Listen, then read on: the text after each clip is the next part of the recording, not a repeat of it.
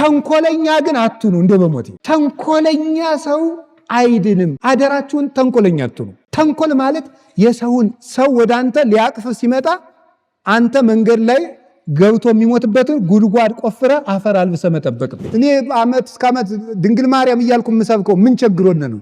እኛ እንጀራ ቸግሮን ነው? እናንተ የምትበሉትን እንጀራ እኛ ጽፈን ደጉሰን ተናግረን አውርተን መብላት አቅቶን፣ እናንተ እንኳን አውርታችሁ እየበላችሁ አይደል?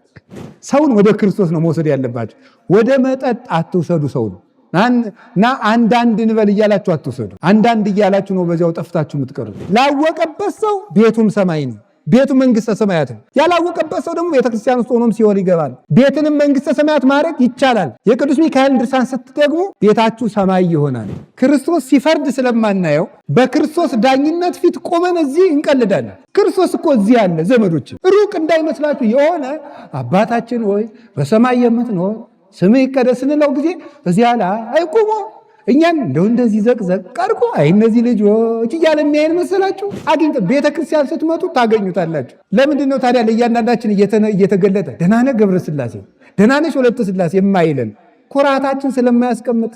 አሁን እናንተ እንደው አሁን ክርስቶስን እንደው በህልማችሁ ብታዩት ራሱ አሁን እኔን ትሰሙኛላችሁ? አይ አባ አንተ ትለፈልፋለህ፣ እኔ ሌሊት ማንን አግኝቼ እንደመጣሁ አላወቅክ ነበር የምትሉኝ ማለት። ሸዋ ስለሆንክ የምታገኘው መንግስተ ሰማያት የለም። ለጎንደሬ የተዘጋጀ መንግስተ ሰማያት የለም። ለጎጃሜ የተዘጋጀ መንግስተ ሰማያት የለም። ለክርስቲያን የተዘጋጀ መንግስተ ሰማያት ብቻ ነው ያለው። ሰው እኮ በዚህ በገጠሩ ጭቃ ላይ ወድቆ መጀመሪያ ሰዎች ምን እንደሚሉ ዞር ብሎ ነው የሚሄደው። እግሬ ምን ሆኗል አይደለም የሚለው፣ ሰዎች ምን ይሉኛል ነው የሚለው። አይገርማችሁም? ሰው ምስጋና ይፈልጋል። ስለዚህ በአግባቡ ስጡት። በአግባቡ ሳናውቅ አይደለም፣ አውቀን በትክክል የሰው ልጅ በሰራው ስራ። ሰው የሰራውን ስራ ደግሞ አለማመስገን ምቀኝነት ነው። ደግሞ እዚህ አንድ ጥቅስ እየሸመደድክ አትሩት። ጌታዬዋ እግዚአብሔር የሚገኘው በመኖር ነው። አንዲት ጥቅስ ማርያም ታማልዳለች። ሞኝ እንኳን ማርያም እኔ ያማልዳለሁ። በስመ አብ ወወልድ ወመንፈስ ቅዱስ አሃዱ አምላክ። በስመ አብ ወወልድ ወመንፈስ ቅዱስ አሃዱ አምላክ አሜን። ይትባረክ እግዚአብሔር አምላከ አበዊነ ቅዱሳን ዘሰባሃ ምህረቱ በላዕሌነ። ምህረቱን ቸርነቱን ይቅርታውን በሕይወታችን ላይ ያጸናልን የአባቶቻችን ፈጣሪያችን እግዚአብሔር በአንድነቱ በሦስትነቱ ስሙ የተመሰገነ ይሁን። የእናታችን የቅድስት ድንግል ማርያም የቅዱስ መስቀሉ የቅዱስ ሚካኤልና የትጉሃን መላእክት የቅዱሳን ነቢያት የቅዱሳን ሐዋርያት የሰማዕታት የጻድቃን የደናግል የመነኮሳት ረድኤታቸውና በረከታቸው ከእኛ ጋር ይሁን። የተከበሩ አባታችን መላከ ሰላም ኤፍሬም ሙሉ ዓለም የባህር ዳር ሀገረ ስብከት ስራ አስኪያጅ፣ የተከበሩ አባታችን መላከ ፀሐይ አባ በጽሐ የደብረ ፀሐይ ቅዱስ ሚካኤል ገዳም አስተዳዳሪ፣ የተከበራችሁ ሊቃውንተ ቤተ ክርስቲያን መምህራን፣ አባቶች ካህናት፣ ወንድሞች ዲያቆናት፣ የእግዚአብሔር ቤተሰቦች ሁላችሁ አንድ አምላክ በሚሆን በአብ በወልድ በመንፈስ ቅዱስ ስም እንዴት አደራችሁ? ልዑል እግዚአብሔር ፈጣሪያችን ይሄን ቀን ስለጨመረልን ለዚህ ቀን ስላደረሰን ክብር ምስጋና ለእርሱ ይሁን።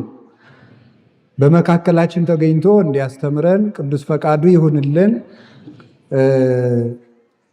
ዛሬ የምንማማርበት ርዕስ መላእክት ሲወጡና ሲወርዱ ታያለህ በሚል ርዕስ ነው የምንማማረው። እስኪ በሉ መላእክት በሉ። ሲወጡና ሲወርዱ ታያለህ። ድገሙ። መላእክት ሲወጡና ሲወርዱ ታያለህ። ሶስተኛ ሲወጡና ሲወርዱ ታያለህ። እሺ ሁላችንንም ያሳየን መድኃኒዓለም። የዮሐንስ ወንጌል ምዕራፍ 1 ቁጥር 53 ላይ የምናገኘው ኃይለ ቃል ነው። ጌታችን መድኃኒታችን ኢየሱስ ክርስቶስ የተናገረው ኃይለ ቃል ነው። የጻፈልን ደግሞ ዮሐንስ ወንጌላዊ ነው። ዮሐንስ ወንጌላዊ የሚታወቅባቸው ብዙ መታወቂያዎች አሉት። አንደኛው ክርስቶስን በመውደድ የሚታወቅ ነው። ጌታችን መድኃኒታችን ኢየሱስ ክርስቶስን በመውደድ የሚታወቅና የልብ ወዳጅ ሆኖ እስከ እግረ መስቀሉ ስር የተከተለ በኋላም ዕድሜ ዘመኑን የክርስቶስን መከራ እያሰበ አንድ ቀን ሳይስቅ የሞተ ወይም ከዚህ ዓለም የተለየ ማለታችን ነው። የተሰወረ በቤተ ክርስቲያናችን ትውፊት አልሞተም ተሰውሯል ተብሎ ነው በእኛ በኦርቶዶክስ ተዋሕዶ ቤተክርስቲያን ትውፊት የምናምንና የተሰወረ ትልቅ ወንጌላዊ ነው። ከወንጌላትም የጌታችን የመድኃኒታችን ኢየሱስ ክርስቶስን መለኮታዊ ባህሪውን የባህሪ ጌትነቱን አብዝቶ በመጻፍ የሚታወቅ አባት የሐዲስ ኪዳን ትንቢት የሚባለውን ራእየ ዮሐንስን እስከ መንግሥተ ሰማያት ድረስ ገልጦ የጎበኘ ያስጎበኘ ያሳየን ዓይኑ የጠራለት ከሊቃነ መላእክት ጀርባ በላይ ወጥቶ ሕሉና ሥላሴን መጥቆ ያመሰጠረ የምስጢረ ሥላሴ የሃይማኖት ወንዝ እና ምንጭ የሆነ አባት ነው ቅዱስ ዮሐንስ ወንጌላዊ። ሌላው የሚታወቅበት የእናታችን የቅድስት ድንግል ማርያም ፍቅር የጸናለት ሰው ነበረ። እንግዲህ እንደምታውቁት የሰው ልጅ በእግዚአብሔር አርአያና አምሳል ተፈጠረ ተብሎ ሁላችሁም ታውቁታላችሁ። የእግዚአብሔር አርአያና አምሳል ከሚባለው ውስጥ አንዱ አምሳለ እግዚአብሔር የሚባልበት ሰው አዋቂ ፍጡር መሆኑ ነው እና ፈጣሪውን እንዲያውቅ ተፈቅዶለት ነበረ። ሌላውን እውቀት ብቻ ሳይሆን ፈጣሪውን የማወቅ ጸጋ የተሰጠው ነው። የሰው ልጅ አንድነቱን ሶስትነቱን እንዲለይ የተፈቀደለት ሰው ነው። እውቀት የሰው ነው። እንስሳትም አእምሮ አላቸው፣ እኛም አእምሮ አለን። እኛና እንስሳትን ግን የሚለየን ምንድን ነው? ሰው እግዚአብሔርን መስሎ ተፈጠረ የሚባልበት ምክንያት ሰውን ያስከበረው አዋቂ ነፍስ ስላለው ነው። ክፉና በጎ የመለየት ስልጣን ያለው የሰው ልጅ ብቻ ነው። ክፉና በጎን የማድነቅ የመመሰጥ የመራቀቅ ነገ ያለው ራሱ ሰው ነው። ለእንስሳት ነገ የላቸውም። ለግዙፋን ፍጥረታት ለሚታዩትም ለማይታዩትም ነገ የላቸውም፣ እቅድም የላቸውም፣ ስጋትም የላቸውም። ሰው እኮ ፍርሃትም ስጋትም ያለው ነገ ስላለው ነው። የነገ ፍጡር ስለሆነ ነው። የሰማይ ቤት ስላለው ነው። እንስሳት አራዊት አይደነግጡም፣ ምክንያቱም ከሞት በኋላ ሕይወት የላቸውም፣ ነገም የላቸውም። እንስሳት ይሄይሱነ እስመ አልቦሙ ደይን ዘይጸንዖሙ፣ እንስሳት ከኛ ይሻላሉ ይላል ዕዝራ ሱቱኤል። እነሱ ከሞት በኋላ ፍርድ አይጠብቃቸውምና እነሱ ፍርድ ስለሌለባቸው አይሰጉም፣ አይፈሩም፣ አያደንቁም፣ አይተቹም፣ አይሰለቹም፣ አይደነቁምም፣ አይደሰቱም፣ አያዝኑምም፣ አያለቅሱምም። እንስሳት ሰው እኮ የሚያዝነው የሚፈራው የሚደነግጠው የሚጨነቀው ዓላማ ያለው ፍጡር ስለሆነ ነው። መዳረሻ ያለው ፍጡር ነው የሰው ልጅ። ዝም ብሎ የተቀመጠ አይደለም። ፍርሃት ራሱ የተፈጠረልን የነገ ሰዎች ስለሆነ ነው። ቀና ብለን የተፈጠርነውም ለዚያ ነው። እንስሳት ተጎንብሰው የሚሄዱት ምድር እያዩ እዚሁ ምድር ይቀራሉ እንጂ የሰማይ ሕይወት ስለሌላቸው ነው። ሰው ግን ቀና ብሎ የሚሄድበት ምክንያት ሰማያዊ ሕይወት ስላለው ነው። እንዲህ ብለን ተፈጥረናል። አእምሯችን የተከናወነ ነው።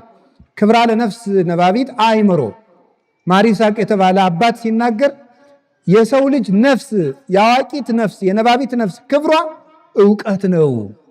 ሰውን ከእንስሳ የለየው ዕውቀት ነው። ዕውቀት የሌለው ሰው አይባልም፣ ጎደሎ ነው። ሰው ሶስት ተፈጥሮ ነው ያለው። ታውቃላችሁ የእግዚአብሔር ቤተሰቦች፣ ሶስት ተፈጥሮ። አንደኛው ስጋ ይባላል፣ ሁለተኛው ነፍስ ይባላል፣ ሶስተኛው መንፈስ ይባላል። ስጋ ይሄ የምናየው ነው፣ ገዝፎ የምናየው ይሄ ከላይ የሚታየው። መንፈስ የሚባለው አእምሮ ነው። ነፍስ የሚባለው ደግሞ ተለይታ የምትሄደው ናት። ያቺ አርአያ እግዚአብሔር ሆነ። አሁን ልብ በሉ፣ ሰው የሶስት ነገሮች ግጥምጥም ነው። ከሶስት ነገር ነው ተሳክቶ የተፈጠረው፣ ከስጋ ከነፍስና ከመንፈስ። ነፍስ የምንላት ተለይታ የምትሄደው፣ መንፈስ ጭንቅላታችን ወይም አእምሮ የሚባለው ከውስጥ ያለው የምናስብበት፣ ስጋችን ደግሞ ስጋ ነው። እንግዲህ ሰውነቱ ከሶስት ነገሮች የተዋቀረ ስለሆነ የሰው ልጅ ሙሉ ሰው ለመሆን በሶስት መልኩ መመገብ አለበት ማለት ነው። እንጀራ ሲበላና ውሃ ሲጠጣ ምኑን ይመግባል? ንገሩኝ እንጂ። አቤት በጣም ግሩም። ሲማር ምኑን ይመግባል? መንፈሱን። እስቲ መንፈሱ በሉ። በጣም ግሩም። ሲጸልይ፣ ሲታረቅ፣ ሲያስቀድስ፣ ሲቀድስ፣ ሲቆርብ፣ ሲጾም ምኑን ይመግባል? ነፍሱን። ጎበዞ ናችሁ ማለት ነው። በጣም ግሩም ነው። አሁን እናንተ ግን ምናችሁን ብቻ ነው የምትመግቡት? ስለዚህ ምንድናችሁ? ከብት ማለት እናንተን አይደለም። ይቅር በሉኝ እንደው በሞቴ እንዳትቀየሙኝ ማምላክ፣ እውነቴን ነው እኮ። ሰው እየበላ ብቻ የሚውል ሰው ከብት ነው። እንዴ አንተ ምንድነህ? እስቲ በሉ ስጋ በሉ፣ መንፈስ በሉ እንጂ። እና ምንድን ለስጋችሁም ትላላችሁ? እንሰራለን በሉ እንጂ። ለስጋችሁ ምን ማድረግ አለባችሁ? እሺ ለመንፈሳችን እሳ እንማራለን በሉ እንጂ። ለነፍሳችን እሳ እንጸልያለን፣ እንጾማለን፣ ንስሐ እንገባለን። ሰው ስለዚህ በቀን ሶስቱን ያላደረገ ሰው አይባልም። ሰው አይደለም። አሁን እኮ ሁሉም ቢናገሩት ሆድ ባዶ ይቀራል ነው እንጂ በዓለም ላይ ሰላምም የጠፋ መስማማትም የጠፋ ችግርም የጠፋ ምን ብቻ ነው? ስጋ ብቻ በዓለም ላይ ስለበዛ ነው። ከብት ስለበዛ ነው። አእምሮ የለም፣ መማር የለም፣ ማስተዋል የለም። ወሬ ብቻ፣ እንጀራ ብቻ፣ ምሳ ብቻ፣ ቁርስ ብቻ፣ ውሃ ብቻ፣ እንቅልፍ ብቻ። ይህ ሰው አይደለም፣ ሰው አይባልም። ይሄ ማሰብ እኮ አለብን። የሰው ልጅ እንደ ሰው እንደ ባለ አእምሮ አስቡ እንጂ ብሏል ቅዱስ ጳውሎስ። እንደ ባለ አእምሮ አስቡ እንጂ እንደ ሰው አስቡ እንጂ ተብለለ። ያ የሆነበት ምክንያት ለምን ታውቃላችሁ? እውነት ለምንድን ነው የጠፋ? እውነት የነፍስ ነው። እውነት የነፍስ ገንዘብ ነው። ሰው ከህሊናው ጋር ከታረቀ ዓለም በሙሉ በሰላም ይኖራል። ሰው ከህሊና እንዲያውም ቅዱስ ዮሐንስ አፈወርቅ እንዲህ ብሎ ይናገራል። በዓለም ላይ 3 ጦርነቶች አሉ። መንግስታት ከመንግስታት ጋር የሚያደርጉት፣ ህዝብ ከህዝብ ጋር የሚያደርገው፣ ሰው ከራሱ ጋር የሚያደርገው ጦርነት። የከፋው 3ኛው ነው ይላል። ሰው ከራሱ ጋር የሚያደርገው ጦርነት። ከራሱ ጋር ያልታረቀ ሰው ዓለምን ሲበጠብጥ ይኖራል። ወደ ውስጡ የማያስብ ተምሮ የማያስብ ዲግሪ ካልታሰበበት ምን ያደርጋል? ማስተርስ ካልታሰበበት ምን ያደርጋል? ፒኤችዲ ካልታሰበበት ምን ያደርጋል? ምን ያደርጋል? ሳያስቡ የኖሩ አባቶቻችን ገበሬው አይሻልም? የኢትዮጵያ ገበሬ ሊቁ ማምናቅት መቼ እንደሚዘንም እንደሚያውቅ፣ መቼ መዝራት እንዳለበት የሚያውቅ፣ ንግግሩ ያማረ የጣፈጠ የተከናወነለት፣ ሰርግ የሚያውቅ፣ አልቅሶ መቅበር የሚያውቅ፣ ደረቱን ደቅቶ የተራበ ማጥገብ የሚያውቅበት ገበሬው አይሻልም? ተምሮ ከመደንቆር መማር ካልታሰበበት ምን ያደርጋል? እንድናስብ እኮ ነው የተማርነው። ይገርማችኋል። የዘንድሮ ትምህርት ግን እንዳናስብ እያደረግን ነው። እውነቴን እኮ ነው። ሰው ከዝንጀሮ መጣ እያሉ አስተማሯችሁ፣ ዝንጀሮ አረጓችሁ። በቃ እንደዚህ ነው እኮ። ሌላ ምን አለ ማለት ነው? ሰው ከዝንጀሮ መጣ አሏችሁ፣ ዝንጀሮ ሆናችሁ ቁጭ። ሌላ ምን? ሰው ማሰብ እንደው መድኃኒዓለም እንድናስብ ይርዳል። ትናንትን እንድናስብ፣ ነገን እንድናስብ፣ ውለታ እንድናስብ ማሰብ። አፄ ኃይለ ሥላሴ አንድ ጊዜ ዘመናዊ ትምህርት ቤት የወላጆች በዓል ተገኝተው ሰኔ ላይ ያደረጉት ንግግር በመጽሐፍ ተጽፎ አንብቤው ነበረ እና ምን ብለዋል መሰላችሁ? አፄ ኃይለ ሥላሴ የወላጆች በዓል ላይ ትምህርት ሲዘጋ ተገኝተው ምን መሰላችሁ? ልጆቼ ይሄን ያህል ዓመት የተማራችሁት እንድታስቡ ነው አሏቸው። ምን እንድትሉ ነው ያሉ? እንድታስቡ። ምን እንድታስቡ አሉ? ወላጆቻችሁን እንድታስቡ፣ መምህራቻችሁን እንድታስቡ፣ ሀገራችሁን እንድታስቡ፣ እግዚአብሔርን እንድታስቡ ነው አሉ። ይሄን እንድታስቡ ነው የተማራችሁት። መማር ለማሰብ ነው ብለው ተናግረው ነበር። በሞቴ እንዴት ሰው ቢያንስ በዚች ምድር ላይ 3 ሐሳቦች ማሰብ አይደለም። እኔ ከየት ነው የመጣሁት? where did I come from ማለት ይገባዋል። ሰው ከየት ነው የመጣሁት ማለት ይገባል። ቀጥሎስ what I am doing now አሁን ምን እያረኩ ነው ማለት አለበት። ሶስተኛስ where I am going የት ነው የምሄደው ማለት አለበት። ይሄንን የማይጠይቅ ሰው አይባልም። እኔ ምንድነኝ ማለት አለበት። እኔ ነኝ፣ የት ነው የመጣሁት? ምንድነኝ? ከየት ተገኘው? ማንን እመስላለሁ? ሰው ምንድነው ማለት። ቀጥሎስ እዚህ ምን እያደረኩ ነው? ሶስተኛስ በዚህ አካሄዴ እንደው መጨረሻ ምን ይሆን ብሎ ማሰብ አለበት። አንተ ሲያስብ ነው። አባቶቻችን እኮ ምን ይላሉ? በገዳም ሩጥ ሩጥ ሲል ሩጥ አይደለም፣ ብላ ብላ ሲል ብላ፣ ተኛ ተኛ ሲልም ተኛ፣ ሂድ ሂድ ሲል ግን ምሰሶውን ይዘር ይበል ይላል። ዝም ብሎ መባከን ማለት ማሰብ። ስለዚህ እግዚአብሔር ቤተሰቦች እንድናስብ ዮሐንስ ወንጌላዊን የጠቀስኩላችሁ ከክርስቶስ ደረት ተጠግቶ ይቀመጥ ነበር ይላል። ማለት የሰው ልጅ የተፈጠረው የክርስቶስን ፍቅር እንዲያስብ ነው። የእግዚአብሔርን ፍቅር እንዲያስብ ነው። ለማሰቢያ ነው ልብ የተሰጠ። የመጀመሪያይቱ እናታችን ሔዋን ባደረገችው ጥፋት የሰው ልጅ ማሰቢያ የሌለው እንስሳ ሆነ። አያችሁ? ተጠግቶ ይቀመጥ ነበር ማለት የክርስቶስ ልብ ነበረው። በክርስቶስ ያስብ ነበር።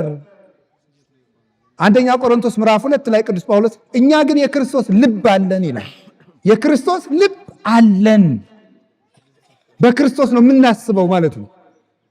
እና ቅዱስ ዮሐንስ ይህንን እንዲያገኝ ያደረገችው ድንግል ማርያም በጸሎቷ የእሷ ፍቅር ስለበዛለት ከመስቀሉ ስር እሷን ስለተቀበለ ነው። ከድንግል ማርያም የተጠጋ ሁሉ ልብ ያገኛል፣ ልብ ይኖረዋል፣ አይምሮ ይጨመርለታል፣ የሰማይ ምስጢር ይገለጥላታል፣ ልጇን ያያል፣ የአይኑ ሞራ ተገፎ ይወድቅለታል። እኛም ከድንግል ማርያም ተጠግተን መድኃኔዓለምን ፊቱን ለማየት ያብቃል። ስለዚህ ምን አለ ዮሐንስ ወንጌል ምዕራፍ 1 ላይ ከዚህ የሚበልጥ ታያለህ። መላእክት ሲወጡና ሲወርዱ ነገሩ እንዲህ ነው። ፊልጶስ የሚባል ሐዋርያ ነበር። ከ12 ሐዋርያት አንዱ ነው። ጌታ መጀመሪያ ደቀ መዛሙርቱን በሚመርጥ ጊዜ ይህ ፊልጶስ የቤተ ሳይዳ ሰው ነው። ሄደና ናትናኤልን አንተ ሙሴ በኦሪት የጻፈለትን ነቢያት ትንቢት የተናገሩለትን አይሁድ የዮሴፍ ልጅ የሚሉትን የናዝሬቱን ኢየሱስን እኮ አገኘ ነው አለው። ማንን አገኘ ነው? ንገሩኝ እንጂ። አሜን። እንዲሁ በሞት ያፈርሰው ቤተክርስቲያን ለምን እንደምንመጣ ታውቃላችሁ? የናዝሬቱን ማንን ለማግኘት ነው? ኢየሱስን አግኝተን ለመሄድ ነው። ቤተክርስቲያን የምንመጣው ለዚያ ነው። ምንም የለውም ዘመዶችን። ጸለይንም ጾምንም የጾሙ ዓላማ ስጋን ለመቅጣት የመብል አድማ አይደለም፣ ክርስቶስን ለማግኘት ነው። አንዳንድ ሰው ጾሙን ይጾማል፣ እየጾመ ደግሞ ከሰው ጋር በዱላ ይገጥማል። አይገርማችሁም? ምን እያረክ ነው ሲሉት እየጾምኩ። አንዱን ጧት በጥፊ ጠርቅሞ መጥቶ በ6 ሰዓት እንጀራ ብላ ሲለው አይ ሰዓት ገና ነው ይላል። ኧረ ተው እንጂ። ቅዱስ ዮሐንስ አፈወርቅ ምን ይላል? አንተ ሰውዬ እንጀራ እምቢ ብለህ ግን የሰው ስጋ ትበላለህ ይላል። እንጀራ እምቢ ብለህ የሰው ስጋ ትበላለህ። ሰውን ማማት ቁርጥ ማድረግ። እንደው የዚህ ዘመንማ ደግሞ ዘመናዊ ሐሜት ነው የመጣው። እንዴት ያለ ሐሜት ነው! የቤተ ክርስቲያን አባቶችን ጭምር ቁርጥም አድርጎ የሚያማ ማለት ነው። እስከ ሰማይ ድረስ ከፍ ያለ አፍ ማለት ነው። እንደዚያ ነው። ጾምንም ጸለይንም አስቀደስንም ኢየሱስ ክርስቶስን ለማግኘት ነው። ምንም የለው። ሰው በተክሊል የሚያገባው ኢየሱስ ክርስቶስን ለማግኘት ነው። ሰው የሚመነኩሰው ኢየሱስ ክርስቶስን ለማግኘት ነው። ሰው የሚቆርበው ኢየሱስ ክርስቶስን ለማግኘት ነው። ሰው የቅዱስ ሚካኤልን በዓል የሚያከብረው ኢየሱስ ክርስቶስን ለማግኘት ነው። ቅዱስ ሚካኤል ወደ ኢየሱስ ክርስቶስ እጃችንን ስቦ ወስዶ እንዲያደርሰን ነው። አርሴማን የምናከብራት ወደ ኢየሱስ ክርስቶስ እንድታደርሰን ነው። ገብረ መንፈስ ቅዱስን የምናከብር ወደ ኢየሱስ ክርስቶስ እጃችን ስበው እንዲያደርሱን ነው። እንደ ፊልጶስ ገብረ መንፈስ ቅዱስን የምናከብራቸው እጃችን ጎትተው ከክርስቶስ እንዲያደርሱን ነው። ገብርኤልን የምናከብረው ጊዮርጊስን የምናከብር፣ መርቆሬዎስን የምናከብር፣ ሚናስን የምናከብር፣ ቂርቆስን የምናከብር ከክርስቶስ እጃችን ስበው እንዲወስዱ አንተ ናንድ ኢየሱስን ላሳይ ብለው እንዲወስዱ ነው። ፊልጶስ ናትናኤልን እንደወሰደው እኛንም እየጎተቱ ወስደው ወደ ክርስቶስ እንዲያደርሱን ነው። ዛሬ የቅዱስ ሚካኤል በዓለት የተሰበሰብነው ዘመዶቼ ቅዱስ ሚካኤል እጃችን ስቦ ከክርስቶስ እንዲያደርሰን ነው። ዓላማው ይሄ ነው። የጽድቅ መስፈርት ለማሟላት አይደለም። መንግሥተ ሰማያት ለምትባል ሀገር ወረፋ ለመያዝ አይደለም። ለመመዝገብ አይደለም። መስፈርት ለማሟላት አይደለም። የመጣ ነው ክርስቶስን ለማግኘት። እስኪ በሉ ንገሩኝ እንጂ አንዳንዶቻችሁ ቤተክርስቲያን መጣችሁ ሲጋራ ሲያጨስ ያያችሁትን፣ ሲሰክር ያያችሁት፣ ሲያመነዝር ያያችሁት ድንገት እንደው አንድ ቀን ቤተክርስቲያን ብሎ ሲሳል ወይ መሰንበት እንትናም ደግሞ መጣ ትላለች። እናቶች ምን ጨነቀ? አንተ ማን ወጣ ማን ገባ ልትል መጣሃል? ማንን ፈልጋችሁ ነው የመጣችሁት? ክርስቶስን ፈልገን። ሰው የፈለገውን ያደርግ። አንዳንዱ ስግደት ይሳሳታል፣ አንዳንዱ ማማተብ ይሳሳታል፣ አንዳንዱ ይወጣል ይገባል፣ አንዳንዱ በቅዳሴ ጊዜ ይቀመጣል፣ አንዳንዱ ያቋርጣል፣ አንዳንዱ ያወራል። ዝም ብለህ አንተ እነዚያ ምንም ይበሉ ዞር አትበሉ። ክርስቶስን ፈለጋ የመጣች ነፍስ ክርስቶስን ብቻ እያሰበች ትቆማለች። ካህናቱም ቢሆን ዲያቆናቱም ቢሆን ቄሶቹም ቢሆኑ መርጌቶቹም ቢሆኑ ክርስቶስን ፍለጋ ነው የመጡት። እንዲህ አይባልም።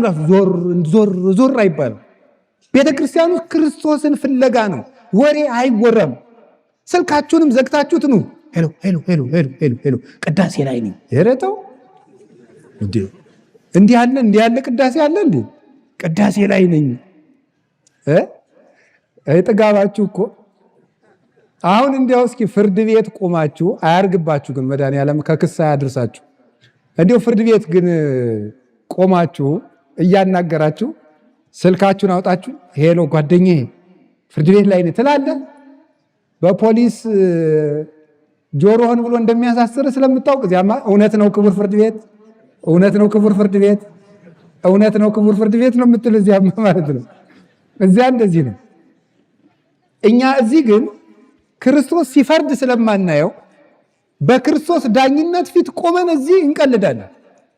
ክርስቶስ እኮ እዚህ ያለ ዘመዶችን ሩቅ እንዳይመስላችሁ። የሆነ አባታችን ወይ በሰማይ የምትኖር ስምህ ይቀደስ ስንለው ጊዜ እዚያ ላይ አይቆሞ እኛን እንደዚህ ዘቅዘቅ አድርጎ እነዚህ ልጆች እያለ የሚያየን መሰላችሁ? እዚህ እኮ ነው ያለው መድኃኒዓለም እኛ ጋር ነው ያለው። እውነቴን ነው የምነግራችሁ። እሱ ቸር ቅርብ፣ ያደፉ ሰዎች ሁሉ ሄደው ሲታጠቡበት የማይደፈርስ ውሃ ክርስቶስ እኮ ነው። የተራቡ ነፍሳት ሁሉም በልተውት የሚጠግቡት ክርስቶስ እኮ ነው። ለደካሙት ለአንካሶች ሂዶ ምርኩዝ የሚሆናቸው ክርስቶስ እኮ ነው። ምርኩዛቸው አይምሮ ለሌላቸው ዕውቀት የሚሆናቸው ክርስቶስ እኮ ነው። ሰው የማይንቅ ከታሰሩት ጋር አብሮ የሚታሰር፣ ከተናቁት ጋር አብሮ የሚናቅ፣ ከተራቡት ጋር የሚራብ እሱ ክርስቶስ እኮ ነው። አብሮን እኮ ነው ያለ፣ ሩቅ አይደለም። እግዚአብሔር ከኛ ጋር ክርስቶስን ፍለጋ ነው የመጣ ነው። ኢየሱስ ክርስቶስን ማንን አገኘነዋል? ኧረ በሞቴ በሉ አቤት። ኢየሱስ ክርስቶስን በሉ እንጂ ሁላችሁ በሉ፣ የናዝሬቱን በሉ ኢየሱስ ክርስቶስን በሉ እንጂ ምን አለው? አሁን ዛሬ አግኝታችሁታል። ታምናላችሁ አታምኑ? አዎ ክርስቶስን ዛሬ አግኝተነዋል። ቤተ ክርስቲያን ስትመጡ ታገኙታላችሁ። ለምንድን ነው ታዲያ ለእያንዳንዳችን እየተገለጠ ደህና ነህ ገብረ ሥላሴ፣ ደህና ነሽ ወለተ ሥላሴ የማይለን? ኩራታችን ስለማያስቀምጥ። አሁን እናንተ እንደው አሁን ክርስቶስን እንደው በህልማችሁ ብታዩት ራሱ አሁን እኔን ትሰሙኛላችሁ? አያባ አንተ ትለፈልፋለህ፣ እኔ ሌሊት ማንን አግኝቼ እንደመጣሁ አላወቅክ ነበር የምትሉኝ ማለት። ስለዚህ እግዚአብሔር አቅማችንን ስለሚያውቅ ነው፣ መጠናችንን ስለሚያውቅ በትህትና እንድንኖር ብሎ ነው እንጂ እንኳን ክርስቶስን በህልማችን አይተነው እንደው ሽማግሌ ቀይ ሰውዬ ካየን ራሱ ሚካኤል እየመሰለን ኩራታችን ያስቀምጣል? አያስቀምጥንም። በግራ በቀኝ እንደዚህ የሚመጣው የክርስቶስ እጅ ነው የሚወክለው። በግራ ያለው የእሱን እጅ ነው የሚወክለው። እሱ በሩ ላይ ስትገቡ ወደ ክርስቶስ እቅፍ እየገባችሁ እንደሆነ ነው ማሰብ ያለባችሁ። አሁን ያለነው ክርስቶስ እቅፍ ውስጥ ነው፣ እጆቹ ውስጥ ነን ያለነው። ዮሐንስ ወንጌል ምዕራፍ 10 ላይ እንደነገረን በጎቼን ከእጄ ሊወስዳቸው የሚችል የለም፣ አልቦ ዘይሃይደኒዮን፣ ከኔ የኔን በጎች ከኔ አውጥቶ የሚጥል የለም ይላል። የናዝሬቱን ኢየሱስን እኮ አገኘ ነው አለና ይዞት ሄደ። ሰውን ወደ ክርስቶስ ነው መውሰድ ያለባቸው። ወደ መጠጥ አትውሰዱ ሰውን። እና አንዳንድ እንበል እያላችሁ አትውሰዱ። አንዳንድ እያላችሁ ነው በዚያው ጠፍታችሁ የምትቀሩት። ሰውን ለመጠጥ እናንተ ሲሆን ሰውን ወደ ቤተ ክርስቲያን ይዛችሁ፣ ካልሆነ ደግሞ ጓደኛችሁ እንኳን መንፈሳዊ ሕይወት ሲጀምር አታሸማቁት። እጨጌ ቄሴ ደግሞ ከመቸለቱ ነው ኧረ እባክህ አታስቀኝና ዝም ብለህ እያላችሁ እያሳቀቃችሁ ሰው እንደ ከብት የሚበላ የነበረው አቡነ ብሎ ሲበላ ታሸማቀቁታላችሁ። ይሰክር የነበረ ሰው ስካሩን ትቶ ቤተክርስቲያን መምጣት ሲጀምር እናሸማቀቀዋለን። እንደ ፊልጶስ ሰውን ቤተክርስቲያኑ ይዞ መሄድ ናማ ኢየሱስ ክርስቶስን አገኝ ነው አለው። የወሰደና አንተ አለው ቦኑ ይትካሃል ከመ ብእሲ ሄር ይጻ እምናዝሬት፣ ከናዝሬት ደግ ሰው ሊወጣ ይችላል አለው። እስቲ በሉ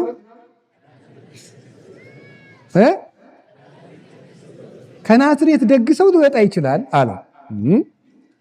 መተኸይ አለው። ናትራይ እስቲ መተኸይ በሉ። አገሪቱ የድሃ መንደር ስለሆነች ትልቅ ሰው አይወጣባትም ተብሎ ተደምድማ ነው ምስኪኒቱ። አሁን እናንተስ እንደዚህ አትሉን? ደግሞ የዚህ ሀገር ሰው ጥሩ ሰው አለ አትሉ? በአማርኛ ላምጣው አትሉም? አገር አይታችሁ ሰው አትነቁም? የተወለደበትን ሰውን ጎጃም ነው ጎንደር ነው ሸዋ ነው አትሉትም? ትላላችሁ። እንደ ናትናኤል ማለት ከናዝሬት ደግሞ ደግ ሰው ይወጣል እንዴ? የኛ ሀገር ነው እንጂ ብሎ ማለት አያችሁት? የኔ ሀገር ነው ጀግና፣ የኔ ሀገር ነው ጥሩ፣ የኔ ሀገር ነው አዋቂ፣ የኔ ሀገር ነው ለጋስ አይባልም። ሰው የእግዚአብሔር ሰው ነው። እስቲ የእግዚአብሔር ሰው በሉ ንገሩኝ እንጂ። የኛ የክርስቲያኖች ሀገራችን በሰማይ ነው። ፊልጵስዩስ ምዕራፍ 3 ቁጥር 18 ሸዋ ስለሆንክ የምታገኘው መንግስተ ሰማያት የለም። ለጎንደሬ የተዘጋጀ መንግስተ ሰማያት የለም። ለጎጃሜ የተዘጋጀ መንግስተ ሰማያት የለም። ለክርስቲያን የተዘጋጀ መንግስተ ሰማያት ብቻ ነው ያለው። የእግዚአብሔር ቤተሰቦች ሀገራችን ኢትዮጵያን እንደ ኢትዮጵያነቷ ብናቆያት አንድ ሆነን ብናስብ እንድናለን። እንዲህ ግን ብንቆራረጥ ግን ተቆራርጠን እንወድቃለን። ኧረ እንዲሁ በሞቴ አሁን እኮ የቀረን የቤት ቁጥር ዘረኝነትም የጎጡማ ሞልቶ ፈሷል። የቀረን ይሄ ነው። ልንገራችሁ ክርስቲያኖች፣ ክርስቲያን ሆኖ ዘረኛ ከሚሆን ሰው ከሃዲ ሰው ይሻላል። ይሄ በጣም ከፍተኛ የሆነ ኃጢአት ነው። እኛውን ኃጢአት የሚመስለን ወይ ነፍስ መግደል ብቻ ነው ወይ ስርቆት ብቻ ነው። ዘረኝነት ግን የክርስቶስን አካሉን እየቆራረጡ የተለያየ ቦታ የማስቀመጥ ያህል ነው።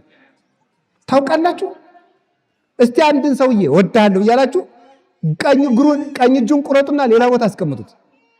ግራ እጁን ቁረጡና ሌላ ቦታ አስቀምጡት። አይኑን አውጡና እንዲህ ተወዱታላችሁ ይባላል። እንዲህ ብታረጉ ቤተ ክርስቲያን የክርስቶስ አካል ናት። የዚህ ሀገር ተወላጅ ስንል ማንን የምንቆራርጠው? የክርስቶስን አካል ነው። ከዚህ በላይ አይሁድስ አንድ ቀን ነው የሰቀሉት። እኛ ስንት ቀን ነው ክርስቶስን እየከፋፈል ነው ያለው? አይሁድ አንድ ቀን ብቻ ነው የሰቀሉት። እኛም ክርስቶስን እየሰቀልን ነው በመለያየት በክፋት። ይሄ ልቡናችን ካልነጻ እግዚአብሔር አይዘበትበትም። ከናዝሬት ደግሶ ይወጣል። እንዲሁ ከቃሉ ጋር ናቸው። እግዚአብሔር ሁላችን ጋር ይሁን። ትዕቢታችን ይጥለናል። እውነቴን ልንገራችሁ፣ እኛ ጻድቃን፣ እኛ ኢትዮጵያውያን፣ እኛ ቅዱሳን፣ እኛ እንደሚባል እኛ የለም። የሚያድነን የክርስቶስ መንገድ ነው። ኋላ ምን አለው? ና መጥተህ እያለው። ይሄ ሊቃውንት ምን ብለው ይተረጉማሉ? ፊልጶስ እንደው ለጋ ክርስቲያን ነው የሚመስል ይላሉ። ዓይንህን አፍጥጠህ ክርስቶስን አሰድበ ቤት ግን እንዴት ነው ታዲያ? መናፍቃን ካጋጠሟችሁ ገና አልበሰልክ አይደል? ናንድ ኦርቶዶክሱን ትሉታላችሁ። እንዴት ሆኖ ሲል መተህ ይበሉ። አዎ ምን ይላሉ ሊቃውንት? ምን ይላሉ?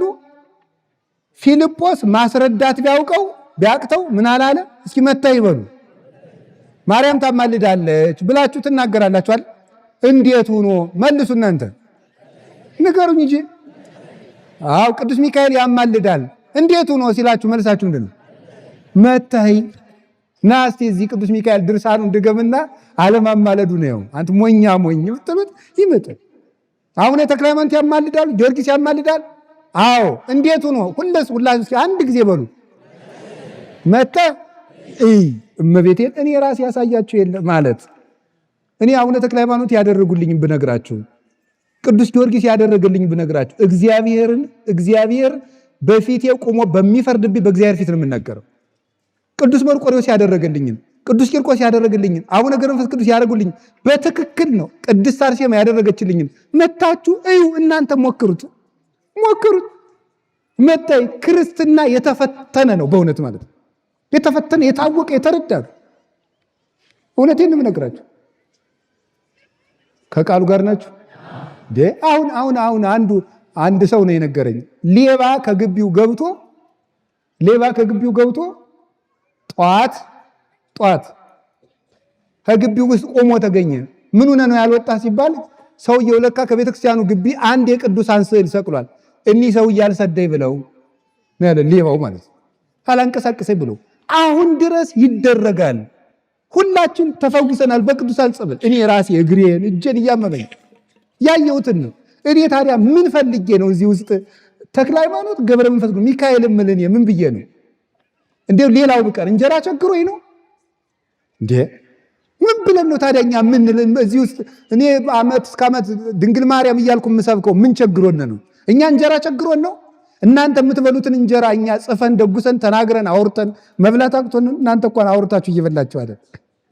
ምን ሆነን ነው እዚህ ውስጥ ታዲያ የምንኖረው? እዚች ቤተክርስቲያን ውስጥ የምንኖርበት ምክንያት በእርግጥ እኔ እንደ መረጃ የቤተክርስቲያንን እውቀት ስለሸመደድን ሳይሆን እግዚአብሔር ስላደረገልን። መተህ በሉ ንገሩኝ። ስለዚህ በዚህ በየቲክቶኩ በየፌስቡኩ አትዳረቁ ከነሱ ጋር። ኦርቶዶክሲ ቴዎሎጂ የሚባለው ፕራክቲካል ቴዎሎጂ ነው። የኦርቶዶክስ አስተምህሮ የህይወት ትምህርት ነው። ኑረው የሚያገኙት ነው። እዚህ አንድ ጥቅስ እየሸመደድክ አትሩጥ። ጌታዬዋ እግዚአብሔር የሚገኘው በመኖር ነው። አንዲት ጥቅስ ማርያም ታማልዳለች። ሞኝ እንኳን ማርያም እኔ ያማልዳለሁ። ምን ማለት ነው? አንድ ክርስቲያን ያማልዳል። ታውቃላችሁ? አንድ ክርስቲያን ለባልንጀራው ቢጸልይ ያማልዳል አያማልድም? አንድ ምዕመን ማለት ወንድም ሆነ ሴትም ሆነ እኔ ብቻ አይደለም እኮ አንድ ክርስቲያን ለባልንጀራው እግዚአብሔርን ቢለምን ከእግዚአብሔር ያማልደዋል። የቅዱሳን ፍጹም ነው፣ ነውር የለበትም። የኛ ግን ኃጢአት የተቀላቀለበት ነው። ለባልንጀራችን ብንጸልይ ከነ ነውራችን፣ ከነ ድክመታችን፣ ከነ ክፋታችን፣ ከነ ርኩሰታችን ነው እኛ ብንጸልይ። ድንግል ማርያም ግን ንጹሕ አእምሮዋን ይዛ ነው የምትጸልየው። ማንም ሰው ለባልንጀራው የሚጸልይ ባልንጀራውን ከስህተት የሚመልስ ቢኖር እሱ የእግዚአብሔርን ድነት ገንዘብ ያደርጋል ተብሎ አንደኛ ያዕቆብ መልእክት ምዕራፍ 5 ላይ ተጽፎልናል። ለባልንጀራችን ሁላችንም መጸለይ እንችላለን። አይገርማችሁም? መተህ ይበሉ። ልክ ምን አላችሁ? መተህ በቃ እኔ ወንድሜ አርሴማ ምን አድርጋልህ ነው ቢለ መተህ። እኔም አንዳንድ ሰው ሰምታችሁ አታውቁም? የተሰማኝን ደስታ ልነግርህ አልችልም የሚል ሰው ሰምታችሁ ታውቃላችሁ? እንደዚያ ነው። እኔ ልነግርህ አልችልም። መተህ ዝም ብለህ ተማር መጥተህ በተግባር ተመልከት እግዚአብሔርን። ኤልሳ የድሃይቱን ቤት ሲሞላላት፣ ልጇን ሲያስነሳላት፣ ኤልያስ የሞተ ሲያስነሳ፣ ባዶ ማዲጋ ሲሞላ መጥተህ ይልቅ ተመልከት መጥተህ። ጳውሎስ እንኳን በአካሉ በጨርቁ ጫፍ ሙት ሲያነሳ ና መጥተህ። እንኳን በጨርቅ ጴጥሮስ በጥላው በረጅሙ ጥላ ሙት ሲያነሳ መጥተህ ና መጥተህ ያለው። ስለዚህ ደካማ ክርስቲያን ጭቅጭቅ አይገጥምም። ክርክር የሚፈልግ ሰው ሰይጣናዊ ነው። እናንተ እዚያ ውስጥ አትግቡ። ለመምህርነትም አልተሾማችሁም። ሀብተ መንፈስ ቅዱስ የመከራከር ጸጋ ያልተሰጠው ሰውም አይከራከርም። መከራከር የሚችለው እንደ እስጢፋኖስ የመንፈስ ቅዱስ ሀብት ያደረበት ሰው፣ የተማረ ሰው፣ ምስጢር ያደላደለ ሰው ነው። ገባችሁ? አሁን አንድ ሰው ስለ ኢንጂነሪንግ ሳይመረቅ የዚህ ቤት ዲዛይን ቢለኝ እኔ አርፈ ቁጭ በል ነው የምለው። ምን የሚሉ ቀልድ ነው? ሳይክል ነድቶ የማያውቅ ሰውዬ የመንጃ ፈቃድ ልስጥ ቢለኝ እኔ ይሻልልም ትላላችሁ? ያልተማረውን ወዴት ብሎ ነው የማየው? አዲስ አበባ ግቢ ውስጥ ዝም ብሎ ወይም ትልቅ ከተማ ውስጥ እየበላ ያደገ ልጅ ጤፍና አዘራር ሊያስተምር ብለኝ በዝም ብለህ ሻይ ፈልገህ ነው ዳቦ ቁርስ ልስጥ ነው የምለው። ሰው ያላወቀውን አያስተምርም። ባላውቃችሁ ጉዳይ አትጨቃጭቁ። እንዲህ ነው አትበለው። ማርያም እንዲህ ናት፣ ሚካኤል እንዲህ ነው ብላችሁ ና አንድ የበሉ ሁላችሁ መጥተህ ምን በል እይነ። ስለ ክርስቶስም ቢሆን ሰዎች ቢናገሯችሁ እንዲህ ነው ብላችሁ ና ክርስቶስን መጥተህ እየው። ይቺ ቤተ ክርስቲያን ቅድስት ክብርት አሐቲ እንደሆነች ና ጸልየባት፣ ኪዳን አስደርሰባት፣ አስቀድሰባት፣ ቆርበህባት ና መጥተህ እይ በሉ። ወሰደው። ሲወስደው ምን አደረገ መሰላችሁ? ከቃሉ ጋር ናችሁ? ማሳየት ከመናገር ምን ይበልጣል? እስኪ ንገሩኝ። አቤት ማሳየት። እናንተ አሁን እዚህ የተሰበሰባችሁት ሁሉ ልጆቻችሁ ጥሩ ልጆች ሆነው እንዲያድጉ ትፈልጋላችሁ? አቤት አዎ። ግን ልጆቹ የሚፈልጉት ምን እንደሆነ ታውቃላችሁ? ማየት። እስኪ ማየት በሉ። ከምታቆርቧቸው በላይ ምንድነው የሚፈልጉት እነሱ? ምን እነሱን ብቻ ከማቁረብ ይልቅ ምንድነው ማየት የሚፈልጉት? ስትቆርቡ ማየት ነው። ቆይተው ከፍ ሲሉናል አባባ እማማ ግን ልጆች ብቻ የምንቆርብ ለምንድን ነው ይላሉ። ከፍ ሲሉ ማለት ነው። ከመናገር ማሳየት ነው የሚበልጠው። ልጆች እንደዚህ ነው። ስገድ ከምትለው ሰግደህ አሳየው ልጁን። ከዛ ይሰግዳል አብሮ ማለት ነው። አላያችኋቸው? ልጆች የሚያደርጉትን ነው የሚያውቁ። እንደውም አንድ መጽሐፍ እየተመለከትኩ ነበረ። በተለይ ልጆች ከ2 ዓመታቸው ጀምሮ እስከ 7 ዓመት ድረስ የዘመናቸውን ሐሳብ ሁሉ የሚጥሉበት ጊዜ ነው። አሁን የ2 ዓመት ልጅ ዝም ብሎ ቀዥቃዣ ስለሆነ የማይሰማ ነው የሚመስላችሁ። ሁሉን ነገር ነው የሚሰሙት። ሁሉን ነገር እዚያ ላይ ካበላሻችኋቸው እዚያ በኋላ እንደተበላሹ ነው የሚቀሩት። ልፋት ይጠይቃሉ። 2 ዓመት ጀምሮ ጥንቃቄ የምታደርጓቸው ነገር የማይሰሙ ይመስሏችኋል፣ ይሰማሉ። የማያዩ ይመስሏችኋል፣ ያያሉ። እየቃዡ ሁሉ ነው የሚያዩት ልጆቹ። የዚያ ጊዜ ማሳየት ወስዶ ክርስቶስን አሳየው። ከዚያ በኋላ ናትናኤልን ጌታ ሲያየው ምን አለ መሰላችሁ? ነዋ ዘባማን እስራኤላዊ ዘአልቦ ጽልሁት ውስተ ልቡ፣ በልቡናው ክዳት ሽንገላ የሌለበት እውነተኛው እስራኤላዊ ገናሁን መጣ አለ ጌታ። እውነተኛው እስራኤላዊ ገናሁን መጣ። እሱ ክርስቶስን ለማየት ከመምጣቱ በፊት ክርስቶስ ግን እሱን እያየው ነበር። ከዚያ በኋላ ናትናኤል እውነተኛ እስራኤላዊ በልቡናው ሽንገላ የሌለበት፣ ሽንገላ የሌላባቸው ሰዎች እግዚአብሔር ነው ያሉ። ሽንገላ ማለት በአፍ ሌላ በልብ ሌላ ነው። እሱ ክፉ ኃጢአት ነው። የእግዚአብሔር ቤተሰቦች ሰውን ስትወዱት ከልባችሁ ወይ ውቀሱት ወይ ተከራክራችሁ ታረቁት፣ አስረዱት። በአፍና በልብ ግን አትለያዩ። እኛ ቤትም ሳይመጣ አይቀርም ወደኛ ወደ ቄሶቹ ማለት ነው። ጤና ይስጥልን መምህሬ እንደምን አሉ በውስጡ ግን መድኃኔዓለም ቢደፋ ሊለው ይችላል። እንደዚህ ያለ ይሄ በጣም አውሬ የሆነ ኃጢአት ነው። ይሄ ከባድ ነው። የእግዚአብሔር ቤተሰቦች እንቅልፋም ልትሆኑ ትችላላችሁ፣ ሆዳምም ልትሞሉ ትችላላችሁ፣ ለፍላሜም ሆናችሁ ሊሆን ይችላል። እግዚአብሔር ያስተካክለን ሁላችንንም።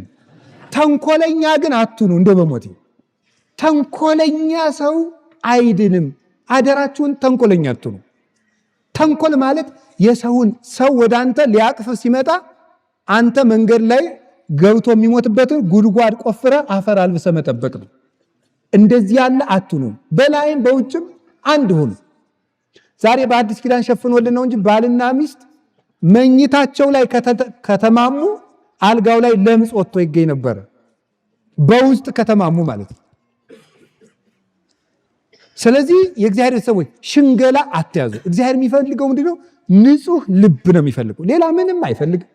ጥላ አይቸግረው፣ ሳንቲም አይቸግረው፣ ጧፍ አይቸግረው፣ ብር አይቸግረው፣ እግዚአብሔር ሰው አይቸግረው፣ ቤት አልቸገረው። እግዚአብሔር የሚፈልገው ተንኮል የሌለው ልብ። ከተንኮል ያድነን መድኃኔዓለም። እውነተኛው እስራኤላዊ ገና መጣ ነው። ከዛ ናትናኤል ይኸው መሰከረ፣ የት ታውቀኛለህ? እውነተኛው እስራኤላዊ ብሎ ክርስቶስ ሲያመሰግነው የት ታውቀኛለህ? ምስጋናን ዝም ብሎ መቀበል አይገባም። አንዳንድ ሰው ሲያመሰግናችሁ አንተ እኮ ጥሩ ነህ ሲላችሁ አትሽሞርሞሩ፣ አትበሉ። ምን ነው ጥሩ? ወዴት ታውቀኛለህ አንተ ሲጀመር ማለት ይገባል። በምስጋና ቁልፍ የልባችሁን ቤት ከፍተው ሐሳብ ሰርቀው የሚወጡ ሰዎች አሉ። አመስግነው ማለት ነው። ሰማችሁ? ምስጋና ይጎዳል። ሁላችሁም ምስጋና አትውደዱ፣ ወንዶችም ሴቶችም። ምስጋና መውደድ በጣም አስቸጋሪ ነገር። ምስጋና ዝም ብላችሁ ቁጭ ብላችሁት። አብዛኛው ሌባ አመስግኖ ነው የመጣው። እያመሰገነ ሰው ከመሬት ተነስቶ ካመሰገነ ነገር አስቧል ማለት ነው። ከመሬት ተነስቶ እንዲሁ ሳታውቁት ምናችሁንም ሳያውቅ ዝም ብሎ አንድ ሰው እንዲህ ነው እንዲያ ነው ካለ ፍልጢ ማለት ይገባል። ለይ ማለት ነው። አዳምን ሂዶ የሰማይና የምድር ንጉሥ አዳም ደህና ነህ አለው እባብ። ወንድሜ ለይ፣ የሰማይ ንጉሥ ማን ነው አለው? እግዚአብሔር ነው አለው። ምስጋናን ማመስገን ጥሩ ነው። በነገራችሁ ላይ መመስገን ግን አትፈልጉ። ሰውን አመስግኑት፣ ጉልበት ያገኛል የሰው ልጅ። ሰው አርጎ ምስጋና ጉልበት የሚሆነው ይገርማችኋል እኮ። አሁን የታመመውን ሰውዬ ታሞ እንደተኛ ጎበዝ ነህ አንተ፣ እኔ እኮ ገና ጉንፋን ሲይዘኝ ነው እንደው ለአንደኛው ጠቅለል ብዬ የምተኛ፣ አንተ እኮ እንዴት አድርገህ ቻልከው ስትሉት አዎ ይላል። ደስ ይለዋል፣ ይነቃል፣ ጉልበት ያገኛል። ሰውን እያመሰገኑ ማበርታት ጥሩ ነው፣ በቅንነት ማለት። ሕፃናት አላያችኋቸው ምስጋና እንዴት እንደሚሰራ? እቤት የእናታቸውን ስኳር ይደፉታል። አይቸግነው ጎበዝ ሲሉት ምን አባቱን ይሄ ደንባራ ካልወጥ እሪ ይላሉ። ሲያመሰግኑት ግን እግሩ ቢሆን እየደማም ቢሆን ይስቃል። ምስጋና ጉልበት አለው። ሰው እኮ በዚህ በገጠሩ ጭቃ ላይ ወድቆ መጀመሪያ ሰዎች ምን እንደሚሉ ዞር ብሎ ነው የሚያየው። እግሬ ምን ሆኗል አይደለም የሚለው፣ ሰዎች ምን ይሉኛል ነው የሚለው። አይገርማችሁም? ሰው ምስጋና ይፈልጋል። ስለዚህ በአግባቡ ስጡት። በአግባቡ ሳናውቅ አይደለም፣ አውቀን በትክክል የሰው ልጅ በሰራው ስራ። ሰው የሰራውን ስራ ደግሞ አለማመስገን ምቀኝነት ነው። ደግሞ የሚሰራን ሰው አመስግኖ ጉልበት መሆን፣ አይዞ በርታ፣ አንተ እኮ እንዲህ ያደረክ ማለት። እናንተ ምስጋና አትቀበሉ፣ ሰዎችን ግን በአግባቡ አመስግኗቸው። ናትናኤል የታውቀኛለህ አለው። ጌታን እኮ ነው። ለዚያውም ምን አለው? እምቅድመ ይጸውዕከ ፊልጶስ ርኢኩ ከምታይተ ዕፀ በለስ። ፊልጶስ ሳይጠራ ከበለስ ስር አውቃለሁ። እስቲ ከበለስ ስር እያየሁ ነበር በሉ። ከምን ስር? ከበለስ ስር። በአጭር ቃል አንዷን ትርጉም ብቻ ነው የምንገራችሁ። በለስ የተባለ ኃጢአት ነው። በለስ ቅጠሉ ሰፋፊ ነው። ኃጢአት ተንሰራፍታብህ አይቻለሁ እያለው ነው። ሁለተኛስ በለስ ለጊዜው ሲበሉት ምን ይላል? ይጣፍጣል። ቆይቶ ግን ይኮመድዳል ወይም ይሆመጥጣል። ኃጢአትም ለጊዜው ሲሰሯት ምን ትላለች? ደስ ሰርተዋ ሲጨርሱ በጸጸት ትገርፋለች። ከበለስ ስር አይሃለው የሚለው አያርጎ ደስ የሚለው የእግዚአብሔር ቤተሰቦች ከበለስ ስር አይሃለው ማለት ምን እንደሆነ ታውቃላችሁ? ኃጢአት ሰፍኖብን እያለ ራሱ ክርስቶስ ምን ይለናል? ያየናል በሉ እንጂ መቼ ነው የሚመጣልኝ ልጄ ብሎ ልጆቼ መቼ ነው የሚመጡልኝ ብሎ ኃጢአት ውስጥ ሆነን እንኳን በምህረት ነው የሚያየን። ኃጢአት ውስጥ እያለንም በምህረት የሚያየን እግዚአብሔር ነው። ኃጢአታችሁን ያወቀለት አይኑን አንዱ ቅንድሙን ወደ ላይ አንዱ ቅንድሙን ወደ ታች አድርጎ የሚያይ ሰው ነው። ሰው ኃጢአታችንን ሲያውቅ ንቆ ያየናል። እግዚአብሔር ግን ኃጢአታችን ውስጥንም በምህረት ያየናል። በምህረት የሚያየን እሱ ነው። አሁንም ድረስ እግዚአብሔር ሊፈርድብን ሳይሆን ሊምረን የሚቸኩለው። ከዚያ ምን አለው? አባማን ወልደ እግዚአብሔር ወንጉሥ እስራኤል አንተ በእውነት የእስራኤል ንጉሥ ነህ አለው። የማን ንጉሥ? ከዛ ጌታ ምን አለው? ፊልጶስ እኔ ከበለስ ስር አውቃለሁ ስላልከኝ ነው ስላልኩህ ነው የእስራኤል ንጉሥ ያልከኝ አለው። አማን እብለክሙ እምይእዜሰ ዘየዐቢ እምዝ ትርእዩ እንዘ ይትረኃዋ ሰማያት ወመላእክተ እግዚአብሔር ይዐርጉ ወይወርዱ ሀበ እጓለ እመሕያው። እውነት እላችኋለሁ አሁን ግን ከዚህ የሚበልጥ ታያለህ። አንተ የእስራኤል ንጉሥ ነው ብለኸኛል። ነገር ግን መላእክት ወደ ሰው ልጅ ሲወጡና ሲወርዱ ከዚህ የሚበልጥ ታያለህ። የሰማይ መስኮት ሲከፈት መላእክት ሲወጡና ሲወርዱ ታያለህ አለው። ርዕሳችን ላይ ደረስን። የእስራኤል ንጉሥ ነው ቢለው የለም ከንጉሥ በላይ የሚሆን ነገር ታያለህ አለው። አንተ የእስራኤል ንጉሥ ነው ቢለው ከዚህ የሚበልጥ ታያለህ አለው። ምን ማለት ይመስላችኋል? ሰው የሆነው አምላክ የመላእክት ንጉሥ ነው። እስኪ አንድ ጥያቄ ልጠይቃችሁ። መላእክት ወደ ሰው ልጅ ሲወጡና ሲወርዱ ታያለህ። አንድ ጊዜ ይህን ቃል በሉት። መላእክት ወደ ሰው ልጅ ሲወጡና ሲወርዱ ታያለህ። ምን ሲሉ? ወደ ማን? ወደ ሰው ልጅ። ጆሮአችሁ መስማት አለበት። እሺ፣ መላእክት ወደ ሰው ልጅ ሲወጡና ሲወርዱ ማን? መላእክት ወደ ማን? አቤት ጥሩ። አሁን እዚህ ውስጥ የሰው ልጅ የሚለው ጌታ ማንን ነው? ራሱን። እስቲ ራሱን በሉ።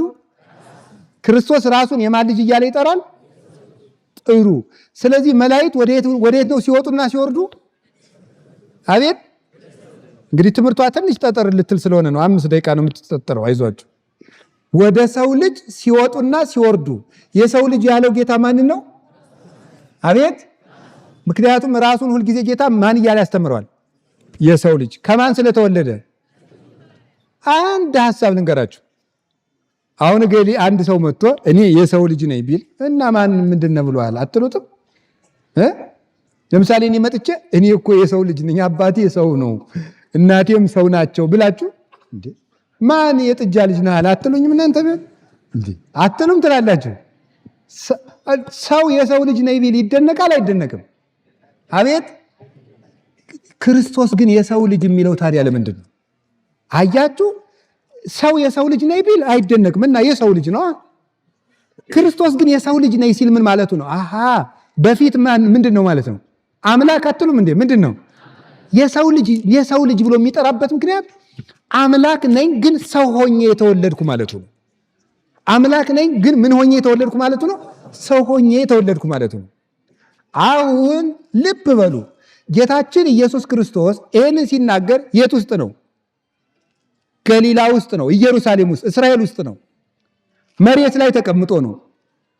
መላእክት ወደ ሰው ልጅ ሲወጡ፣ እስቲ ሲወጡ በሉ እና ቆይ እሱ ይህን ሲናገር የት ነበረ? ንገሩኝ እንጂ። አቤት መሬት። ታዲያ ወደ ሰው ልጅ ሲወጡ ለምን ይላል እንዴ? አይገርማችሁም? ምንድን ነው ይሄ? ሲወጡና አይ እንደው ምን ዝም ብሎ ግድ እንደማይሰጣችሁ እንኳን አልልም። ብቻ ግን እንደው ዝም ብሎ በቃ ትጸድቃላችሁ የሚል ትምህርት ቢሰብኩን እንዳትሉ። በቃ ይሄ ነው የሚያጸድቀው። አንዱ ለመጽደቅም እንዲህ ያለም ነው የምንማረው። እና ክርስቶስ ይሄን ሲናገር የት ነው? የእግዚአብሔር ቤተሰቦች ምድር ላይ በሉ። ምድር ላይ ከሆነ ወደ ምድር ሲወርዱ ነው መባል ያለበት፣ ሲወጡና ሲወርዱ። ለምን ነው ወደ ሰው ልጅ ሲወጡና ይህን ሲናገሩ የት ነው ያለው? መሬት ላይ። እና እንደዚያ ሲወጡ የሚለን ለምንድን ነው? ይሄን እኔ ነኝ የምነግራችሁ፣ አታውቁትም።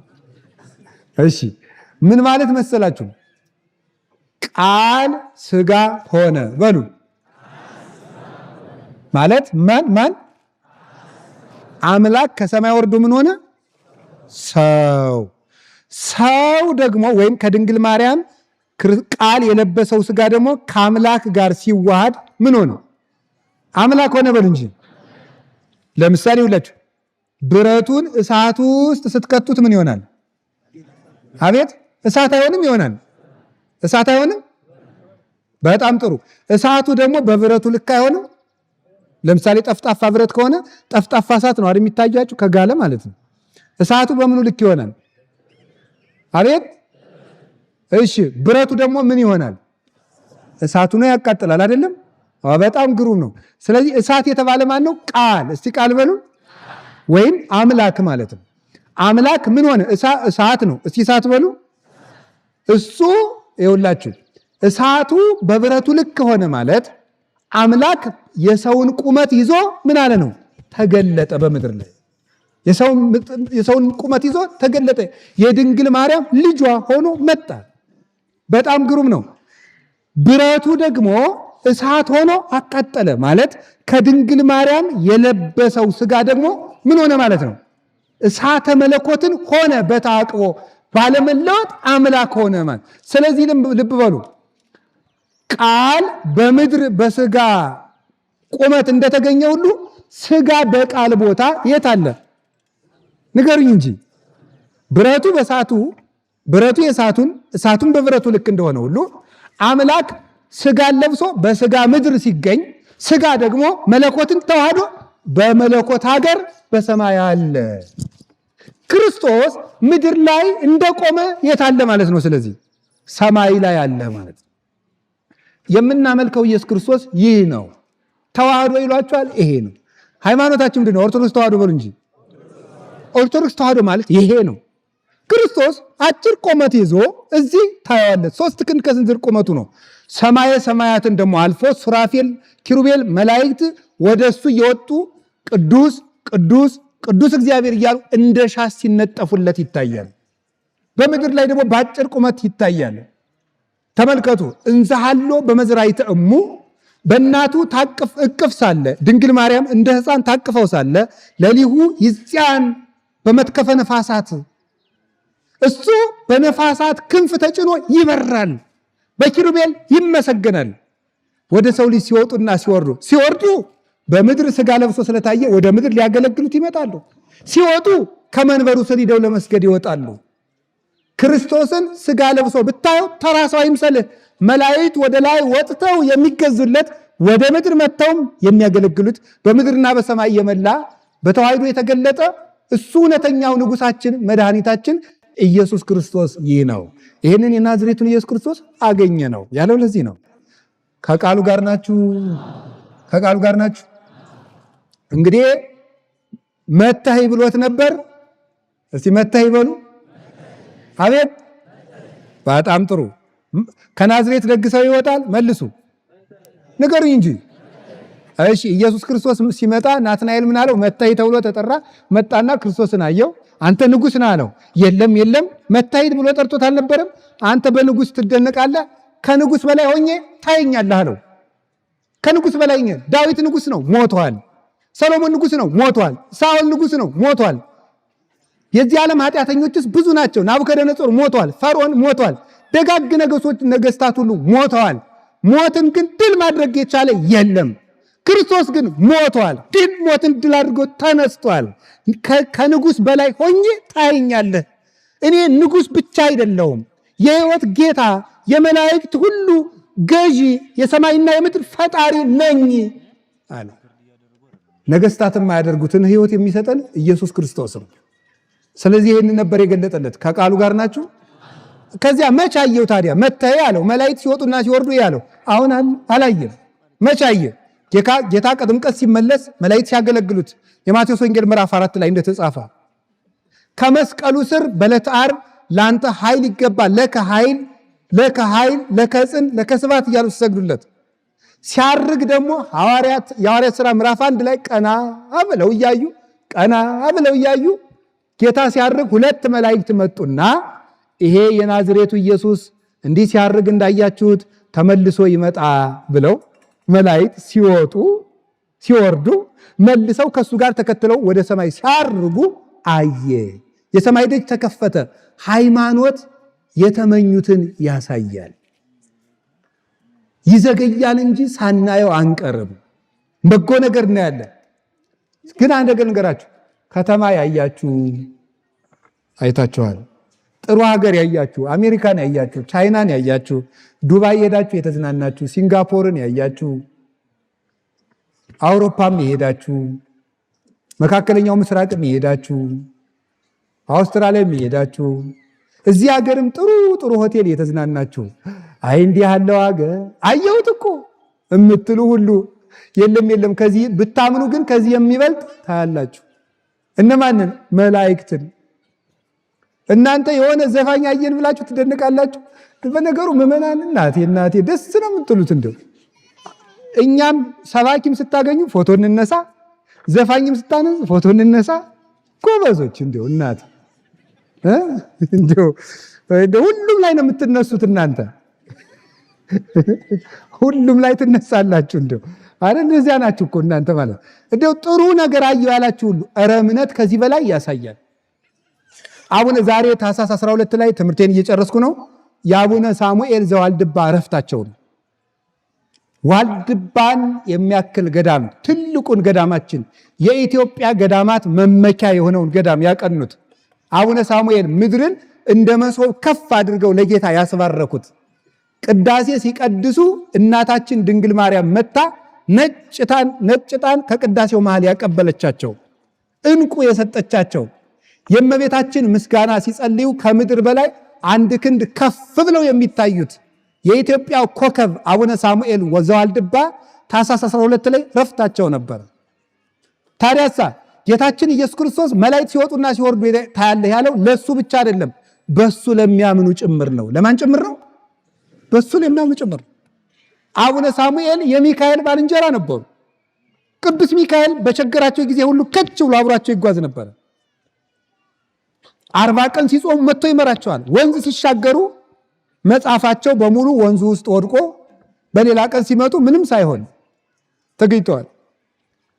የአውሬዎችን ልብ ሁሉ ያገርምላቸው የነበረ ቅዱስ ሚካኤል ነው ለአቡነ ሳሙኤል። ግን ፍጹም ታዛዥ፣ ሰው የሚወዱ ትሕትና የነበራቸው ቅዳሴ ይቀድሱ ተብለው በፍጹም እኔ አይገባኝም ጥሩ ስነ ምግባር ያላቸው ቅዱስ ንጹህ ካህናት አሉ፣ እኔ ኃጢአተኛ ነኝ የሚሉ ኋላ ራሱ ክርስቶስ ወርዶ ቀድስ ብሎ ቅዳሴ የሚያገባቸው አባት ነበሩ አቡነ ሳሙኤል ዘዋልድባ። ክርስቶስ ራሱ ወርዶ ቀድስ እንጂ ያንተን ምስጋና እኮ ወድጄልሃለሁ የሚለው እንዲህ ያለ አባት ነበር አቡነ ሳሙኤል። ታዲያ አቡነ ሳሙኤል ዘዋልድባ በሄዱበት ሁሉ የእንስሳት አራዊት ሁሉ ዘመዶቻቸው ሆነው ይኖሩ ነበር። ማን? ቅዱስ ሚካኤል ወደ ሰማይ እየወጣ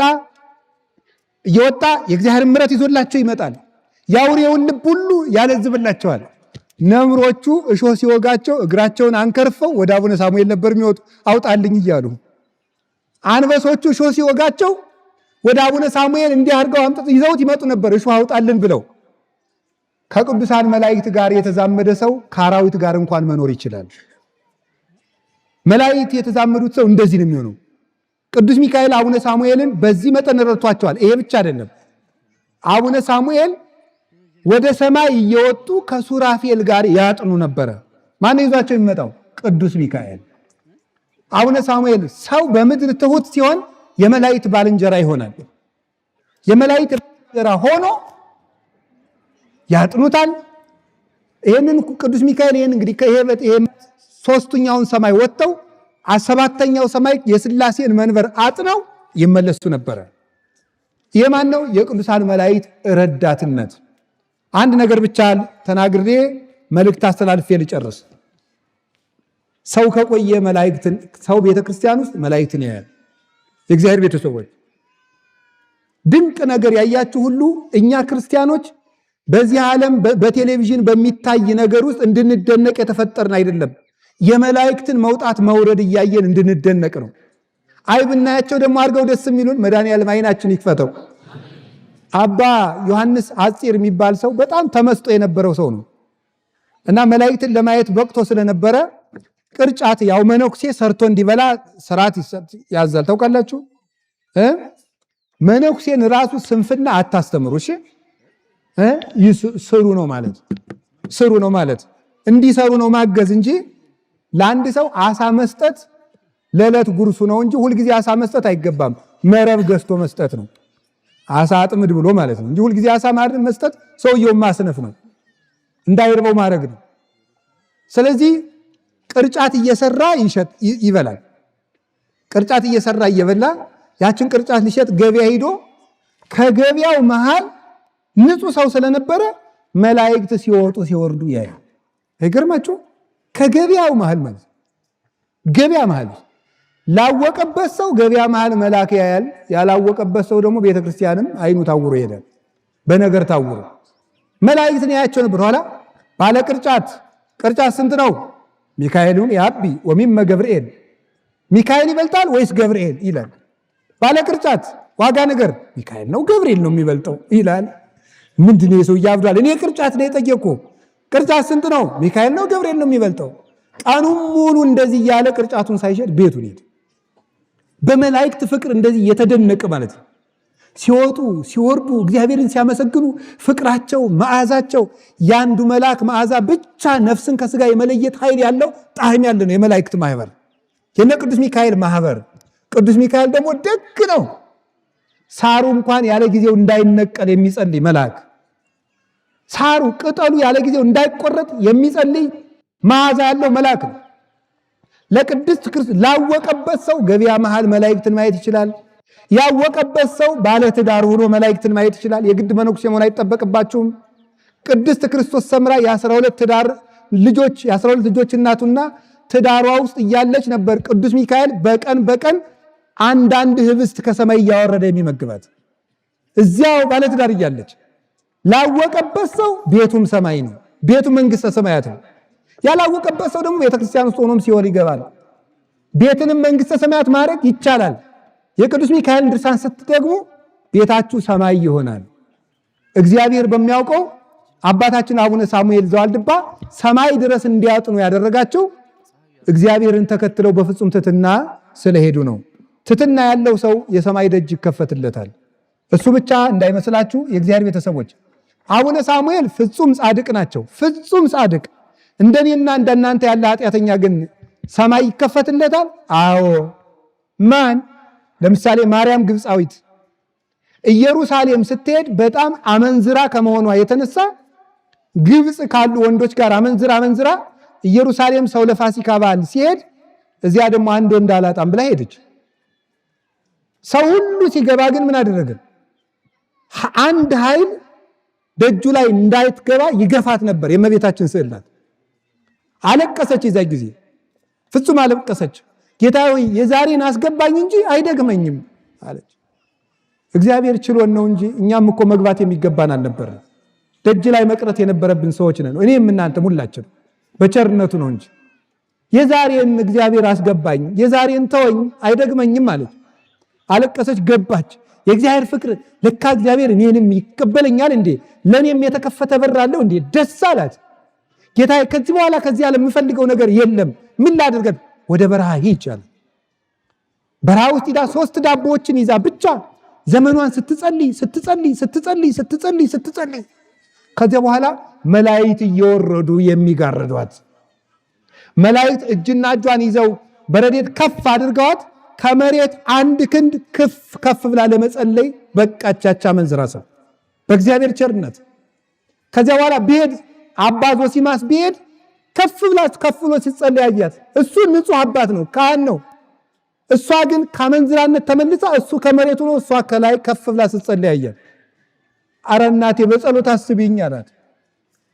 ሌላ ጊዜ አርፋ ሊቀብራት ቢመጣ ማን ያቃብረኛል ብሎ ቢያስብ ያቺ ሰው ሁሉ ሊንቃት የምትገባ ዘማዊት ስጋዋን አናብስት ሁሉ አክብረው አንበሶቹ አክብረው ቀብሯት። አባ ዞሲማስ እስከሚመጣ ድረስ ስጋዋን ሳይበሉ አናብስቱ አንበሶቹ ከሌላ አውሬ እየጠበቁ ቆዩ። እሱ መጥቶ ሲገንዝ በቁፋሮ አግዘው ተቀበረች። የመላእክትን ፊት የምታይ ሰው ነበረች። የበቃ ሰው ንስሐ ሲገባም የእግዚአብሔርን ፊት ያያል። መላእክት ሲወጡ ሲወርዱ ያያል። የእግዚአብሔር ቤተሰቦች አንድ ነገር ልንገራችሁ። ጥር 11 ቀን ሰማይ ተከፈተ የሚል ንባብ አስታውሱ። የጥምቀት መታችሁ እንድታከብሩ እዚህ ሲከበር ጥምቀተ ባሕሩ ላይ ብፁዕ አባታችን አሁን ደግሞ አዲስ ጥምቀተ ባሕርን እያዘጋጁ ነው። እግዚአብሔር የተመሰገነ ይሁን። በእውነት ለቤተ ክርስቲያን ባለ በዘመናቸው ሁሉ ትልቅ ሰፊ ነገር እያስቀመጡልን እየሄዱ ዘመናቸውን ደግሞ ከዚህ የበለጠ እንዲሰሩ ያርዝምልን። ስለዚህ አሁን አዲስ ጥምቀተ ባሕርም አለ። እሱም ካላለቀ ከቀድሞም ቢሆን ሲነበብ ስሙ። ሰማይ ተከፈተ እስኪ በሉ ሁላችሁ። ሰማይ ተከፈተ የሚለው የመንፈስ ቅዱስም ወረደ በጌታ ራስ ላይም ተቀመጠ የሚለው ያ ሰማይ ምንድን ነው የሚለው ሊቃውንቱ ተረጉሙት። ክርስቶስ ለኃጢአተኞች የከፈተው የምህረት በር። እስቲ የምህረት በር ነው። ሁላችን እንድንገባበት የሰጠን የንስሐ በር ነው። ሰማይ ሲከፈት ታያለ ያለው አሁን ለእናንተም ተከፍቷል፣ ለእኔም ተከፍቷል። ጌታ ሲመጣ ግን ይዘጋል። ሳይዘጋብን በተከፈተው በር እንግባ። የእግዚአብሔር ቤተሰቦች እኛም በተከፈተው በር ገብተን ቅዱሳን መላእክትንና የመድኃኔዓለም ፊት ለማየት ያብቃል። መልእክት ላስተላልፍ። እግዚአብሔር በሚያውቀው ቤተክርስቲያን መላእክት የምናይባት ቤት ናት። የሚገርማችሁ ለአንዲት ቤተክርስቲያን የሚመደቡ 9 ጠባቂ መላእክት አሉ። ዙሪያውን ከሚያመሰግኑት ሌላ በጠባቂነት የሚሾሙ ናቸው። አንዱ ያለው መቅደስ ውስጥ ነው። 2ቱ ያሉት የት ነው? ቅድስት ውስጥ ነው። 2ቱ ያሉት ቅኔ ማህሌት ነው። 2ቱ ያሉት እዚህ ላይ ነው ያሉት። እዚህ ያሉት 2ቱ ያሉት እሱ በሩ ላይ ነው ያሉት። በሩ ላይ ስትገቡ ማለት እነዚህ ድሃ ተበደልኩ ተገፋው ብሎ ሲያለቅስ እዚያ በሩ ላይ ሲያለቅስ 2ቱ ልቅሶውን ተቀብለው እዚህ ላሉት ያደርሳሉ። እነዚህ ደግሞ ተቀብለው ቅኔ ማህሌት ያደርሱታል። ቅኔ ማህሌት ያሉት ደግሞ ቅድስት ላሉት እገሌ በደል ደርሶበታል ብሎ ያደርሳሉ። እነዚያ ደግሞ መቅደስ ላለው ለአንዱ መልአክ ያደርሳሉ። መቅደስ ያለው ለቅዱስ ሚካኤል ይነግረዋል። መልአከ ምክሩ ለልዑል ስለሆነ ቅዱስ ሚካኤል ደግሞ ለመድኃኔዓለም ይነግረዋል። መድኃኔዓለም ደግሞ ምሕረቱን ለማን ይሰጠዋል? ለቅዱስ ሚካኤል በሉ እንጂ። ቅዱስ ሚካኤል ለማን ይሰጠዋል? መቅደስ ላለው። መቅደስ ያለው የት ላሉት ይሰጣቸዋል? ቅድስት ላሉት። ቅድስት ላሉት ለማን ይሰጣሉ? ቅኔ ማህሌት ላሉት የት ላሉት ይሰጣሉ? እዚህ ዝንባው ላይ ላሉት። እዚህ ያሉት የት ላሉት ይሰጣሉ? በር ላይ ላሉት። በር ላይ ያሉት ለማን ይሰጡታል? ለሀገር ምሕረት ያወርዳሉ። እዚህ ቤተክርስቲያን ውስጥ መላእክት አሉ። ስለዚህ ቤተክርስቲያንን መስራት፣ ቤተክርስቲያንን ያነጻችሁ፣ የለፋችሁ፣ ያገለግላችሁ፣ ውሃ ያጠጣችሁ፣ ሲሚንቶ ያመጣችሁ፣ ጠጠር ያቀበላችሁ እናንተ ሁሉ የመላእክትን መውጣት መውረድ ታያላችሁ። ከቃሉ ጋር ናችሁ። እግዚአብሔር ከሁላችን ጋር ይሁን። ቤተክርስቲያን ውስጥ የማንን ፊት እናያለን? የመላእክት። ቤተክርስቲያን የሚሰራ ሁሉ የመላእክት ማህበርተኛ ይሆናል። ማስተላለፍ የፈለግኩት ለዚህ ነው። ብፁዕ አባታችን አቡነ አብርሃም የጀመሩትን የባህር ዳር ሀገረ ስብከት ጽርሐ ጽዮን ገዳም ፕሮጀክት እንድታስፈጽሙ ቤተክርስቲያን አንዲት መሆኗን ለማመልከት እኔ በጉባኤ ቤት የቀረጽኩት ፕሮጀክት የአቡነ አብርሃም ነው፣ የብፁዕ አቡነ አብርሃም ነው። ይህ ፕሮጀክት የእኛ ትምህርት ቤት ነው። አንዲት ስለሆነች ነው እንጂ የዛሬ አሁን በዚህ ወቅት እኔም ብር እየለመንኩ ነው። አልሰማችሁም? ጥቂት ሰምታችኋል አይደል? ሆስፒታል በጉባኤ ቤት ስም ላሰራ እኔም ብር እየለመንኩ ነው። ግን እዚህ ቁሜ ለብፁዕ አቡነ አብርሃም ላዘጋጁ ፕሮጀክት የምለምነው ቤተክርስቲያን ስንት ስለሆነች ነው? ንገሩኝ እንጂ እኔ እዛ ርዕሰ ገዳማት ወአድባራት ጣና ቅዱስ ቂርቆስ ብቀመጥ ለተልኮ ቤተክርስቲያን እዚያ ስላስቀመጠች ነው እንጂ ይቺ እዚያም እንኳን ኢትዮጵያ ውስጥ ያለው የተለያየ ቦታ የግብፅ ቤተክርስቲያንም የአርመንም የሶሪያም የህንድም የኤርትራም የኢትዮጵያም ስንት ቤተክርስቲያን ነው? አንድ ቤተክርስቲያን። ስለዚህ አሁን የእግዚአብሔር ሰዎች ሰማይ ሲከፈት በሉ፣ መላእክት ሲወጡና ሲወርዱ ታያለህ በሉ እንጂ። ቤተ ክርስቲያን ማንን እናይባታለን? መላእክትን የምናይባት የተከፈተች ደጅ ናት። አንዲት ቤተ ክርስቲያን ስትሰራ በር እየተከፈተልን እዚያ ስንሄድ ከቅዱሳን መላእክት ህብረት እንጨመራለን። በዚያውም ላይ ቅዱሳት መጻሕፍት የሚነበቡበት ቤተ መጻሕፍት ያለው ወደ ቀራንዮ እንደሄድን በረከት የሚያስገኝልን ፍኖተ መስቀል ያለው ትልቅ መስቀል የሚተከልበት ቤተ መጻሕፍት የሚከፈትበት ሂደን የምንማጸንባቸው የተመስጦ የሱባኤ ዋሻዎች ያሉበት ቤተ ክርስቲያን ነው ጽርሐ ጽዮን ገዳም። እኔም ሄጄ ጎብኝቼዋለሁ። እያንዳንዱ ግድግዳና ጣራ መስኮት ሁሉ የነቢያትን የሐዋርያትን መልእክት የተሸከመ የሰማዕታት የጻድቃን መልእክት የተሸከመ ነው። እንዳልኳችሁ እኔ እግዚአብሔር በሚያውቀው እኔ አድርባይ አይደለሁም። ምክንያቱም መነኩሴ ሆዱን ከበላ ሌላ የሚፈልገው ነገር የለም። ዳቤ ካገኘ በቃ መነኩሴ ምን ያደርጋል? መነኩሴ ምን ያደርጋል? ምን ያደርጋል? መነኩሴ ዳቤ ከበላ ሆዱ ከሞላ ፎጣና ይሄ ልብሱን ከለበሰ መነኩሴ በቃው። እኔ እዚህ ብፁዕ አቡነ አብርሃምን ቅጠሩኛልን ምን አልን? ምንም አይደለም። እንደዚህ የሚያስብለኝ በተለይም ደግሞ ዝም ብሎ ህንፃው ብቻ ቢገነባ እኔ እዚህ መጥቻ አለፈልፍ ነበር። ግን ያቀዱት ነገር ትልቅ ነው። እያንዳንዱ ሰንበት ትምህርት ቤት ሰባኪ ወንጌል እንዲኖረው ለብቻው ሰንበት ትምህርት ቤቶች ብቻ በመጽሐፍ መምህር እንዲማሩ እቅድ ጭምር ያቀዱ አባታችን ናቸው። ብፁዕ አባታችን ሁላችንም ከጎናቸው ቆመን አንድ ሰው ለብዙ ሰው ከቆመ ብዙ ሰው ከአንድ ሰው ጋር መቆም ያቅተዋል? ንገሩኝ እንጂ ያቅተዋል? አያቅተው። ስለዚህ ጠጠር ያለ ጠጠር፣ ሳንቲም ያለ ሳንቲም፣ ውሃ ያለ ውሃ፣ ሳንቲም ያላችሁም ሳንቲም፣ ሐሳብ ያላችሁም ሐሳብ። እንደው ነገ ቢሆን አንድ ቀንም ደግሞ ይታደራል። አይዟችሁ እስቲ አንተ ሞክራት። እሺ እንስማማና ዓርብን እናክፍል ካላችሁኝ እናክፍል። እሺ አዛኝን እኔም አከፍላለሁ አብሬያችሁ ማለት። ዓርብን እናክፍልና ምሳችን ለጽርሐ ጽዮን ገዳም እናምጣ። ዓርብን እናክፍል ማለት ዓርብ ሳንበላ ውለን አድረን ቅዳሜ ቁርስ መብላት ማለት ነው። አንችልም። የለክርስቲያኖች እንግዳችን ነው ወይ? እንደው ምንም ድሃ የቀን ሰራተኛ እንኳን ብትሆኑ እንድቻ አድርገን ቢሆን ቤተክርስቲያናችን እንስራ። በዚህ መጠን አብራችሁ ከአባቶቻችን ጋር እንቁ። አባቶቻችንም ሰው ናቸው፣ ስሜት አላቸው፣ ይጎዳሉ፣ ያዝናሉ። አለንላችሁ ስንል ግን ደስ እያላቸው ነገ አዲስ እቅድ ያቅዳሉ። የትልቅ ሰው አይምሮ ትልቅ እቅድ እንዳያቅድ በተራ ነገር መጠመድ የለበትም። ስለዚህ ብፁዕ አባታችን ረጅም ዕድሜ እንዲቆዩልን፣ ስራ እንዲሰሩልን፣ የተዘጉ በሮችን እንዲከፍቱልን፣ የህፃናት ማሰልጠኛዎችን፣ ጥሩ የትዳር አማካሪዎችን የያዙ ቤተክርስቲያን እንዲኖር፣ ጥሩ ንስሐ አባት ያላቸው አድባራት እንዲኖሩ፣ ሀገረ ስብከቱ ከፍ እንዲል ያቅማችሁን ሁሉ ስሩ። በቤተክርስቲያናችን መድኃኔዓለም የሰማይ በሩን ይክፈትልን። ደጅ ለተዘጋብን ሁሉ መድኃኔዓለም የምሕረት በር ይክፈትልን። ሁላችሁም የተዘጋባችሁን ነገር ሁሉ ዛሬ በቅዱስ ሚካኤል ጸሎት፣ በአቡነ ሳሙኤል ዘዋልድባ ጸሎት ይክፈትላችሁ መድኃኔዓለም። ኢትዮጵያ ብዙ አጥር በስቶባት የሰላም ደጅ ተዘግቶባታልና ቸሩ አምላክ ኢየሱስ ክርስቶስ ስለ ቅዱስ ሚካኤል፣ ስለ አቡነ ሳሙኤል፣ ስለ አቡነ ተክለ ሃይማኖት፣ ስለ አቡነ ገብረ መንፈስ ቅዱስ፣ ስለ ቅዱስ ጊዮርጊስ፣ ስለ ቅዱስ ቂርቆስ፣ ስለ ቅዱስ መርቆሬዎስ፣ ስለ ቅዱስ ሚናስ፣ ስለ ነቢያት፣ ስለ ሐዋርያት፣ ስለ ሰማዕታት፣ ስለ ጻድቃን፣ ስለ ደናግል፣ ስለ መነኮሳት፣ ስለ ወላዲተ አምላክ፣ ስለ ድንግል ማርያም፣ ስለ ቅዱስ መስቀሉ፣ ስለ ቆረሰው ስጋው፣ ስላፈሰሰው ደሙ የምሕረት በሩን ይክፈትልን። ወስብሐት ለእግዚአብሔር። ይቆየን።